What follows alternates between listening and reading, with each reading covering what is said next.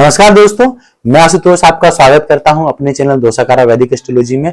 सबसे पहले मैं आप सबको धन्यवाद देना चाहता हूं कि राम जी के मंदिर का जो प्राण प्रतिष्ठा है वो 22 जनवरी को होने वाला है। हम सभी सनातनियों के लिए ये खुशी का विषय और इससे बड़ा दिन कोई हो नहीं सकता। तो मैंने सोचा क्यों ना राम जी के कुंडली, जो हमारे सबके आदर्श हैं श्री राम जी, उनके कुंडली का एनालिसिस करें और उनके कुंडली से कुछ समझने की कोशिश करें कि वो देव होने के बाद भी जब उन्होंने मनुष्य रूप में अवतार लिया था तो क्या क्या चीज उनको इस धरती पे झेलना पड़ा था। इससे हमें बहुत कुछ सीखने को मिलेगा।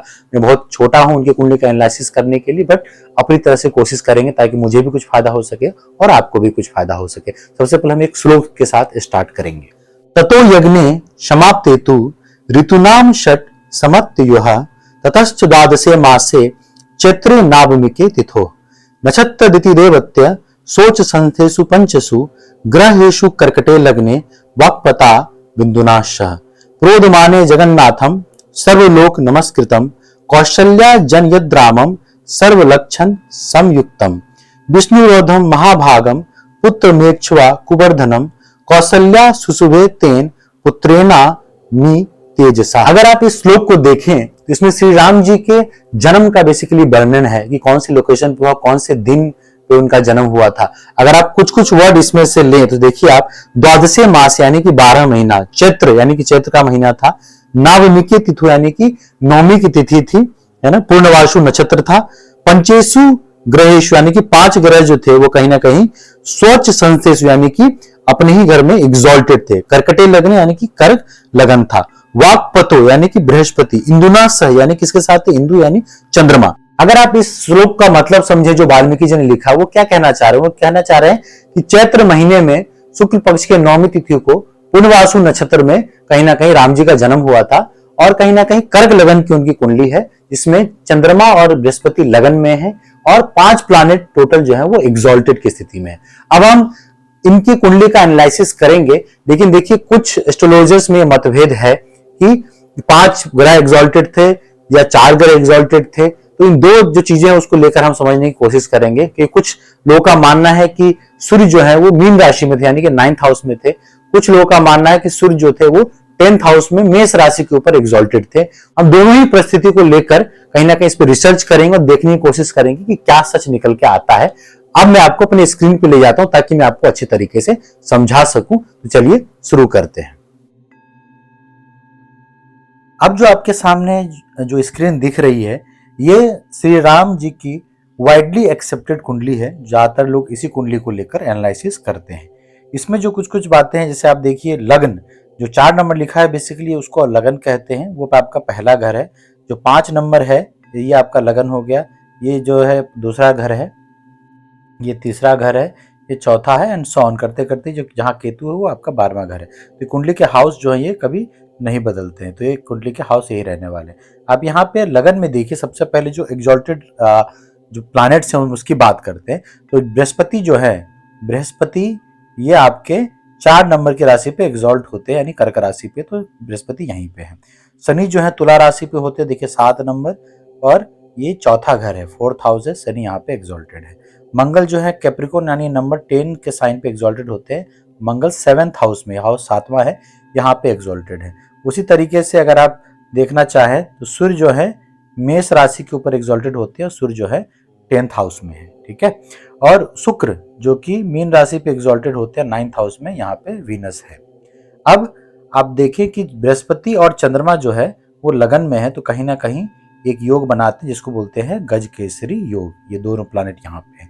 इसके अलावा भी कुछ योग बन रहे हैं, जैसे जो हमने महापुरुष योग के बारे में सुना होगा, तो यहाँ पे हमसा नामक जो जितने 5 महापुरुष योग बनते हैं, इसमें हमसा नामक महापुरुष योग बन रहा है, क्योंकि बृहस्पति देखिए क्या है, केंद्र में है, 1st हाउस को केंद्र का हाउस बोलते हैं और एग्जॉल्टेड पोजीशन में है। वहीं शनि जो है सस नामक महापुरुष योग बना रहे हैं, वो भी एग्जॉल्टेड है और 4th हाउस में है जो केंद्र का घर है। वहीं मंगल जो है रुचक योग बना रहे हैं, रुचक महापुरुष योग, जो कि अगेन केंद्र में है और 7th हाउस है और एग्जॉल्टेड है। तो ये कुछ योग यहाँ पे बनते हैं। इन सब चीजों के अलावा अगर हम इसको कहीं ना कहीं एक्सप्लेन करने की कोशिश करें तो आप देख सकते हैं जुपिटर और चंद्रमा जब गज केसरी योग लगन में बनाते हैं, तो जुपिटर क्या, विजडम नॉलेज का कारक है। चंद्रमा जो है कहीं ना कहीं एक सौम्यता का कारक है। तो आप देखेंगे कितना धीरज था उनके अंदर। लक्ष्मण जी उनको कई बार फोर्स करते थे कि चलिए चलते हैं, बहुत सारी चीजों में हमेशा गुस्सा हो जाते थे। लक्ष्मण जी रेडी रहते थे युद्ध के लिए, राम जी उनको शांत करते थे। हाँ, उनको सीता जी से बहुत प्रेम था, बहुत जल्दी चाहते थे कि सीता जी उनके पास आ जाए, लेकिन कभी उन्होंने ऐसा हड़बड़ी में कोई गलत डिसीजन नहीं लिया, हमेशा सोच समझ कर डिसीजन लेते थे। क्योंकि चंद्रमा अपने ही घर में है, क्योंकि राशि भी चंद्र राशि के हिसाब से कर्क राशि है, और लगन के हिसाब से भी कर्क लगन की उनकी कुंडली है। तो चंद्रमा की यानी कि प्रधानता है इनकी कुंडली में, लगन में और राशि दोनों में ही। तो चंद्रमा क्या है, माइंड को रिप्रेजेंट करता है, तो उसको कोई प्लैनेट चाहिए जिसको संभाल के रखे। अकेले चंद्रमा का मन भटकता है, लेकिन बृहस्पति ऐसे प्लैनेट होने की वजह से तो चंद्रमा के लिए काफी शुभ है, बहुत ही फ्रेंडली प्लैनेट है, दोनों प्लैनेट शुभ हो जाते हैं। तो उनके धैर्य को, उनके सोचने की शक्ति को कहीं ना कहीं बृहस्पति अपने विजडम एंड नॉलेज से कहीं ना कहीं आप ये मान के चलिए कंट्रोल करते हैं। तो उनके व्यक्तित्व में वो चीज आपको झलकता है। वहीं शनि की बात कर ले, शनि जो 4th हाउस में है, 4th हाउस में शनि होने की वजह से एक धैर्य है उनके अंदर, कमिटमेंट है। क्योंकि शनि एक स्लो मूविंग प्लैनेट है, लेकिन वो एग्जॉल्टेड होने की वजह से उनको एक धैर्य प्रदान करता है, कमिटमेंट प्रदान करता है।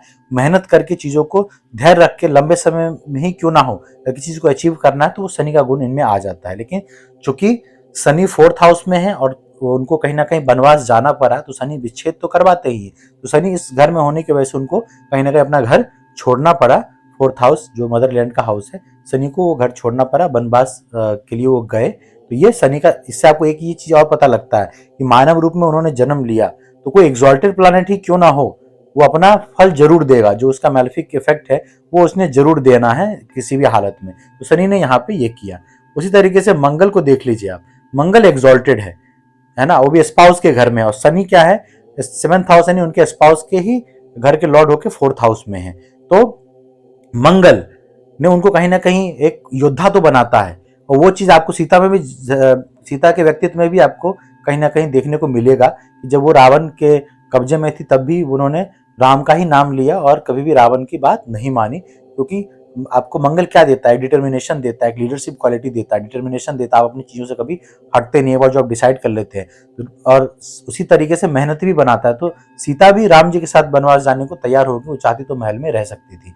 वो कमिटमेंट आप देखेंगे। लेकिन पहले एक योग बना कि मंगल चूंकि मांगलिक भी है यहाँ पे राम जी, तो एक योग पहले क्या बना, जब राम जी ने घर छोड़ा तो सीता से विच्छेद हुआ उनका, लेकिन सीता जी ने डिसाइड किया कि वो भी उनके साथ जाएंगे, तो कर्म ने वहां पे काम किया। लेकिन वहां जाने के बाद भी वन में कहीं रावण के द्वारा उनका हरण कर लिया जाता है और उनके विच्छेद हो जाता है। तो ये देखिए, मंगल एक्सॉल्टेड प्लैनेट है, फिर भी 7th हाउस में मांगलिक होने की वजह से जो वाइफ से, स्पाउस से जो उनका विच्छेद होना था वो उस समय के लिए हुआ। तो इससे ये पता फिर से लगता है कि एक्सॉल्टेड प्लैनेट भी क्यों ना हो, और मंगल कहीं ना कहीं स्पाउस का कारक है, शादीशुदा जीवन का भी कारक माना जाता है। तो मंगल ने अपना यहाँ पे काम किया ही किया। अब आप देखिए सूर्य, सूर्य जो है 10th हाउस में है, सूर्य पिता को भी रिप्रेजेंट करते हैं।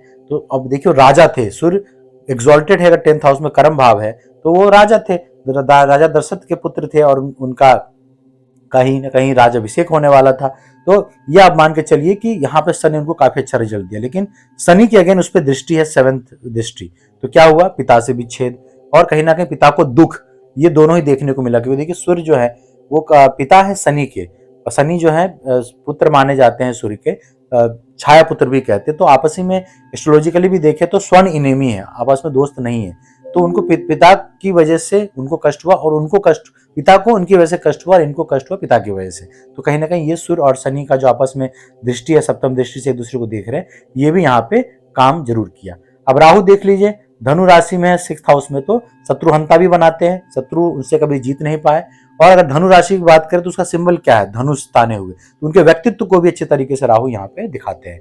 और केतु 12th हाउस में है, और केतु 12th हाउस में कहीं ना कहीं मोक्ष का कारक माना जाता था। मानिए कि वो उन्होंने मनुष्य अवतार में जन्म तो लिया था, लेकिन उनको यहाँ पे रहना नहीं था, इसलिए केतु 12th हाउस में है, तो मोक्ष को भी उनकी प्राप्ति हुई जब यहाँ से उनका इनकारनेशन खत्म हुआ। क्योंकि वो विष्णु जी के 7th अवतार माने जाते हैं, तो वो भी इनके जीवन में देखने को मिला।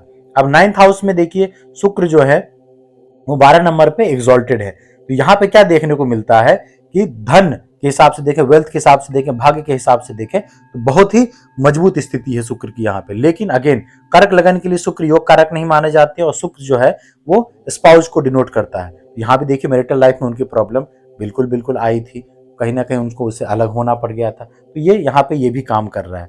अब हम मरकरी की बात करते हैं, जहाँ कंफ्यूजन है दूसरी कुंडली को भी हम देखेंगे कि कंफ्यूजन किस चीज को लेकर है। लेकिन अगर मरकरी 11th हाउस में है, शुक्र के राशि में है, तो मरकरी भी कमजोर है यहाँ का। अब मरकरी जो है लॉर्ड किस कौन से घर का, तो अब देखिए थर्ड हाउस यानी कि छोटे भाई का जो घर है थर्ड हाउस, उसके लॉर्ड होके कौन से 11th हाउस में, जो कि हाउस ऑफ गेन है। देखिए उनको अपने भाई से हमेशा ही सपोर्ट मिला है ना, लक्ष्मण जी उनके साथ चल दिए, और जो भरत थे जिनको शासन करना था वो भी उनके ही खरान को, जो खनाव कहते हैं, यानी आप कह लीजिए उनके जो पादुका है, चरण पादुका, उसको रख के शासन कर रहे थे। यानी कि अलग होने के बाद भी भरत ने अपने उस चीज का पालन किया। भरत उनसे छोटे थे, तो कहीं ना कहीं थर्ड हाउस से गेन, यानी थर्ड हाउस भाई का घर माना जाता है, छोटे भाई बहन का घर माना जाता है, तो उससे कहीं ना कहीं उनको गेन हुआ, क्योंकि बुध जो है वहां पे प्लेस्ड है 11th हाउस में, है ना। तो अगर आप इस तरीके से इन चीजों को देखें तो कहीं ना कहीं आपको सपोर्ट मिलेगा। और 11th हाउस को फ्रेंड्स का भी घर माना जाता है। तो देखिए राम जी को हमेशा ही दोस्तों से सहयोग मिलता रहा, पहले सुग्रीव भी हुए, फिर हनुमान जी तो आ ही गए, और पूरी वानर सेना उनके साथ आ गई। तो जहां जहां उनको दिक्कत हुई उनको दोस्त मिलते चले गए, क्योंकि अगेन 11th हाउस दोस्त का घर है, और बुध वहां पे बैठे तो उन्होंने उनको गेन करवाया। बुध से उनको नुकसान भी हुआ, जैसे लक्ष्मण जी मूर्छित हो गए थे, है कि नहीं, तो ये भी उनको देखने को मिला। छोटे भाई भरत थे, उनसे भी उनका कहीं विच्छेद हुए थे, दूर हो गए थे। तो हर एक प्लैनेट अगर एग्जॉल्टेड भी क्यों ना हो, अपना अच्छा फल देता है, और उसके जो बुरे फल है उसके प्रकृति के हिसाब से वो भी मिलेगा। उसी जो आपकी कुंडली में लिखा है वो तो कहीं ना कहीं आपको मिलने वाला ही है। अब शनि देखिए 8th हाउस के भी लॉर्ड है यहाँ पे, तो ऑब्स्टेकल्स भी उनके जीवन में आए, बहुत सारे ऑब्स्टेकल्स आए, और शनि लॉर्ड होकर 4th हाउस में है, तो कहाँ से ऑब्स्टेकल्स आए, जहां वो शासन करते थे, जहां उनका घर था, 4th हाउस को मदरलैंड भी माना जाता है, माता से भी दूर गए, 4th हाउस को मदर का भी स्थान माना जाता है। तो उस हिसाब से अगर देखें जो उनके जीवन में घटित हुआ है तो बिल्कुल इस कुंडली के हिसाब से बैठता है, इसलिए ये कुंडली कहीं ना कहीं वाइडली एक्सेप्टेड है। बहुत सारे योग बनते हैं। अब 5 या 6 प्लैनेट का एग्जॉल्टेड होना, गज केसरी योग का बनना, 3 महापुरुष योग बनना, जैसा हमसा, रोचक और सासा, ये किसी नॉर्मल कुंडली में तो नहीं हो सकता। तो दिव्य पुरुष तो थे ही, इसमें तो कोई डाउट ही नहीं है। इसलिए जो कुंडली एनालिसिस है वो प्योरली एज ए ह्यूमन उनका जो बर्थ था उसके हिसाब से, मेरे ख्याल से एक पहली कुंडली होगी जहां 5 प्लैनेट एग्जॉल्टेड भी हैं, और बृहस्पति और चंद्रमा का गजकेसरी योग भी, 3 महापुरुष योग भी बन रहे हैं। इसलिए उनका पूरा जीवन आप देखेंगे तो एक आदर्श पुरुष है वो, मर्यादा पुरुषोत्तम ऐसे ही उनको नहीं कहा जाता है। बहुत ही बैलेंस कुंडली है, लेकिन जो जहां जिस चीज का खराब रिजल्ट उनको मिलना था वो मिलता रहा, क्योंकि इससे ये भी साबित होता है कि अगर आपका जन्म मृत्यु लोक में हुआ है, चाहे आप भगवान ही क्यों ना हो, तो यहाँ के सारे नियम जो है वो अप्लाई होंगे। जो भी प्लानिटरी सिस्टम का जो कार्मिक सिस्टम वो आप पे भी अप्लाई होगा। तो ये था उनकी पहली कुंडली जो वाइडली एक्सेप्टेड है उसके बारे में। अब हम जो दूसरी कुंडली में कंफ्यूजन है उसके बारे में चर्चा करेंगे। तो पहला डिफरेंस आपको दिख रहा होगा कि बुध जो 11th हाउस में था, अब यहाँ पे 10th हाउस में है, मंगल की राशि पे, वहां पे शुक्र की राशि पे थे। अब बुध जो है third house name and fame, छोटे भाई बहन के घर, 12th हाउस के लॉर्ड होके 11th हाउस में थे। तो कहीं ना कहीं उनको बाहर जाके, 12th हाउस यानी क्या है, फॉरेन, बाहर जाके उनको अपने दोस्तों से काफी मदद मिली। क्यों? 11th हाउस क्या है, गेन का हाउस है। जब उन्होंने घर छोड़ा तो उनको काफी अच्छे दोस्त मिले, सुग्रीव जी मिले, हनुमान जी मिले। छोटे भाई बहन का घर है तो वहां से उनको भाइयों से काफी सपोर्ट मिला। लक्ष्मण जी तो उनके साथ ही निकल लिए थे, और भरत जी ने भी जब उनके पीछे शासन करने का मौका मिला उनके ही चरण पादुका को रखकर उन्होंने शासन किया। तो छोटे भाई बहन की स्थिति भी बहुत अच्छी है, नेम एंड फेम उनका आज तक है। तो बुध की वो स्थिति पहले कुंडली में जो थी वो प्लेसमेंट बहुत ही अच्छी है। यहाँ बुध का प्लेसमेंट उतना अच्छा समझ में नहीं आता है, क्योंकि देखिए मंगल और बुध की आपस में मित्रता नहीं है, और यहाँ बुध मंगल की राशि में कर्म के भाव में जो जिस तरीके की सक्सेस राम जी को मिली, जो उनका नाम है इतने सालों के बाद भी आगे भी रहने वाला है, जब उन्होंने विष्णु के साथ, विष्णु जी के 7वें इनकारनेशन के रूप में धरती पे राम जी के रूप में जन्म लिया, इंसान के रूप में, तो जो प्रसिद्धि उन्होंने कर्म में पाई वो यहाँ पे बुध ऐड नहीं होता, वो सूर्य की वजह से ही हो सकता है, क्योंकि सूर्य एग्जॉल्टेड थे। तो अब देखिए सूर्य पिता को भी रिप्रेजेंट करते हैं, उनके पिता दशरथ जी तो बहुत बड़े राजा थे। तो ये थ्योरी कहीं ना कहीं एडअप नहीं होती। दूसरी थ्योरी जो है के एन राव सर की है, वो काफी ज्यादा दिलचस्प और देखने वाली बात है कि वो ये कहते हैं कि सूर्य जो है अगर तिथि नौमी है ना, अगर उनका जन्म, राम जी का जन्म अगर नौमी तिथि में हुआ है तो सूर्य जो है वो मेष राशि के ऊपर नहीं हो सकते, सूर्य को जो है मीन राशि में होना चाहिए।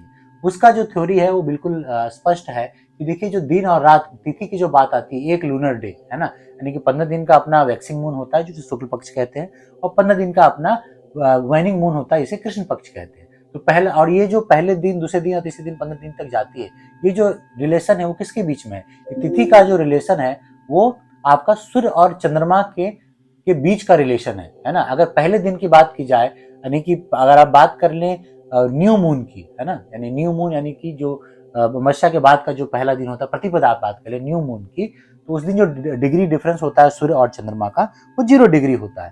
प्रतिपदा के दिन 12 डिग्री होता है। फिर अगर द्वितीय को मान ले तो 24 डिग्री और तृतीय को 36 डिग्री। ऐसे करते हुए अगर नवमी की बात आएगी तो सूर्य और चंद्रमा का जो डिफरेंस है डिग्री का, वो 96 डिग्री होना चाहिए। अगर उस दिन नवमी होगा तो उस हिसाब से सूर्य कहाँ चले जाएंगे, मीन राशि में होंगे। उदाहरण के लिए अगर आप यहाँ समझे तो देखिए ये सूर्य है ना, और ये अर्थ है, और ये मून का जो आप देख रहे हैं 360 डिग्री मूवमेंट है। जब न्यू मून होता है तो यहाँ पे 0 डिग्री का डिफरेंस होगा मून और सूर्य के बीच में। अब ये आपका 90 डिग्री आ जाएगा, यानी कि फर्स्ट क्वार्टर में 90 डिग्री का डिफरेंस है मून जब यहाँ पे होगा फर्स्ट क्वार्टर में। ये जो आप देख रहे हैं इसको वैक्सिंग मून की बात मैं कर रहा हूँ, जब शुक्ल पक्ष की ओर जब चंद्रमा कहीं ना कहीं बढ़ते क्रम में है। जब ये कंप्लीट होगा तो ये फुल मून के दिन 180 डिग्री का डिफरेंस होगा सूर्य और मून के बीच में। उसी तरीके से जब वेनिंग मून शुरू होगा तो फर्स्ट क्वार्टर में अगेन ये आपका 270 डिग्री हो जाएगा यहाँ पे थर्ड क्वार्टर में।